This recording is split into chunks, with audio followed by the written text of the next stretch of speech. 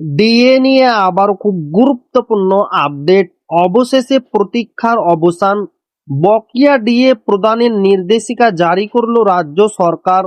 তো ভিডিওটি 1 সেকেন্ডের জন্য স্কিপ করবেন না, পুরোটা দেখবেন। চ্যানেলে নতুন হয়ে থাকলে অবশ্যই চ্যানেলটিকে সাবস্ক্রাইব করবেন এবং আমাদের পাশে থাকবেন। তো ভিডিওটি শুরু করা যাক। দীর্ঘ প্রতীক্ষার অবসান ঘটিয়ে পশ্চিমবঙ্গ রাজ্য সরকারি কর্মী ও অবসরপ্রাপ্তদের জন্য বকেয়া মহার্ঘ ভাতা ডিএ প্রদানের আনুষ্ঠানিক প্রক্রিয়া শুরু করেছে রাজ্য সরকার। নবান্নের সাম্প্রতিক বিজ্ঞপ্তিতে 2008 সালের 1 এপ্রিল থেকে 2009 সালের 31 ডিসেম্বর পর্যন্ত সময়কালের বকেয়া পাওনা মেটানোর বিষয়ে বিস্তারিত নির্দেশিকা জারি করা হয়েছে।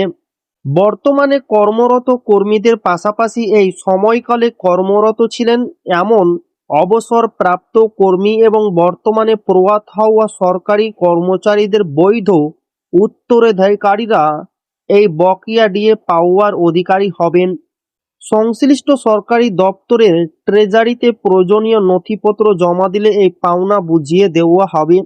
এছাড়া সময়মতো লাইফ সার্টিফিকেট বা জীবন প্রমাণপত্র জমা দিতে না পারার কারণে যেসব অবসরপ্রাপ্ত কর্মীর পেনশন বন্ধ হয়ে গিয়েছিল, তারাও এই প্রক্রিয়ার মাধ্যমে তা পুনরায় চালু করার সুযোগ পাবেন। তো এই ছিল ডিএনএ খুব গুরুত্বপূর্ণ আপডেট যা আপনাদের মাঝে শেয়ার করলাম। তো আবারও দেখা হবে ডিএ রিলেটেড খুব গুরুত্বপূর্ণ ভিডিওতে।